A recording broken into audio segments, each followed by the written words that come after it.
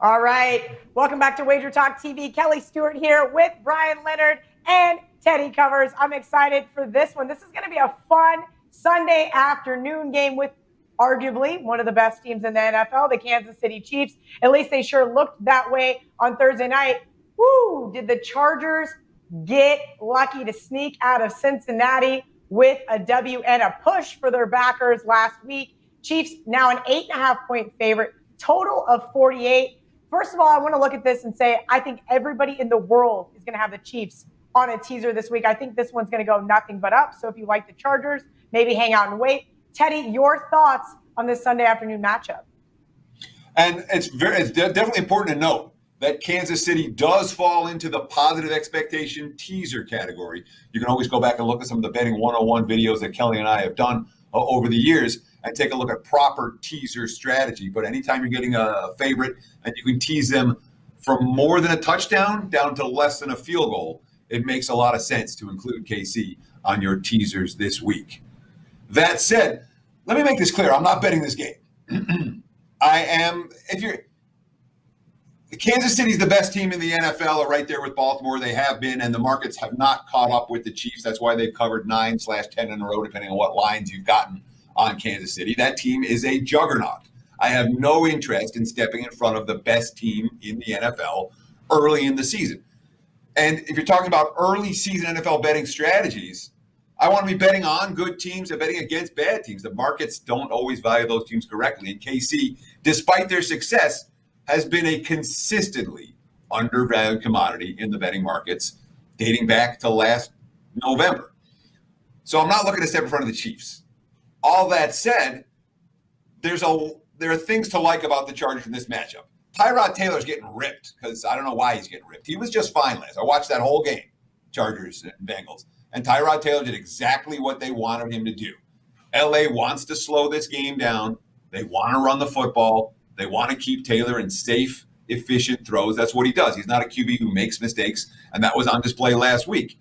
And the Chargers defense was able to make plays throughout that contest. Admittedly, they got lucky on an offensive pass interference call at the end of the game, but that LA defense was in the backfield repeatedly. There were not open receivers downfield. It was a solid showing from LA. So I wouldn't be surprised if they hang tough. It's a division matchup.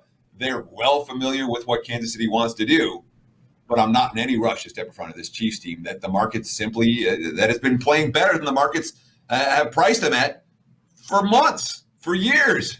And why step in front of the best team?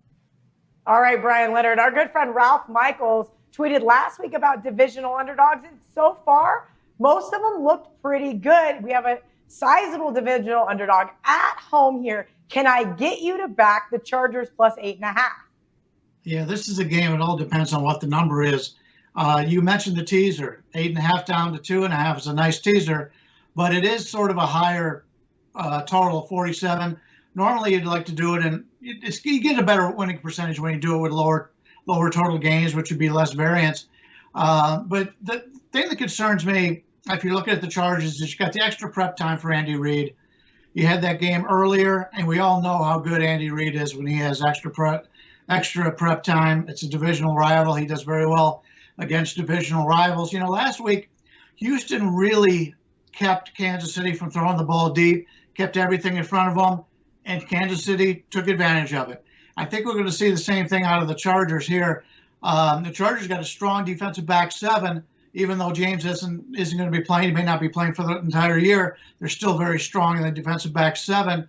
The Chargers game last week, you mentioned that they had to struggle for a push there. They won the turnover battle 2-0. And for a team to win a turnover battle 2-0 and still not cover, that's something I always keep track of. I keep track of how teams do when they win and lose the turnover battle. And that's not a good showing. It's the first game of the season, obviously. New quarterback down there with Taylor. But he's a guy who doesn't make mistakes. And the problem is you need to score to keep up with the Chiefs. And that's the concern here. And I know what the Chargers are going to do. They're going to try to run the football and keep the Chiefs off the field. They're going to use a faster tempo, too. They had a fast tempo last week that worked pretty well, but they're not going to be passing much. They'll be running the football, trying to take time off the clock. Well, we've seen how many times Kansas City scores in no time whatsoever. And that's the concern when you're playing Kansas City. If he gets 10, yeah, I may have a little bit on the Chargers. But until that, I think the teaser on Kansas City down below 3 is probably the best way to go. We have about a minute left, but I wanted to ask either one of you, VR gave out this under on Bet On It earlier today as the Steam Game of the Week. If you guys haven't seen Bet On It, it is our 1-hour show with Marco D'Angelo and Yanni the Great Gambler. But he has me kind of intrigued here. Now, going along with what Brian just said, both teams running the football equals eating up the clock. Yes, Kansas City can score fast. Either one of you guys interested in the total here? I'd rather have the under than the over. Okay, you'd rather have the under than the over, Teddy? I'll let you talk first. Sorry. No, me and Brian both said the same thing. Brian's like under or nothing, and I said I'd rather have the under than the over. So I think we're both on the same page here.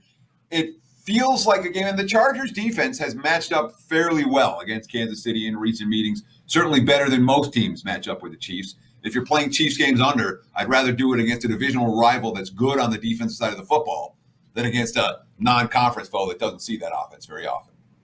And Brian, you agree with Teddy? Yeah, it's not something that I'm probably going to play, but based on the way I think the game's going to play out with the Chargers trying to run the football, I think the under would probably be the way to go here. Okay. Yeah, and, awesome and just to make it very clear, Kel, it's like I'm not playing this game. I'm not playing this under.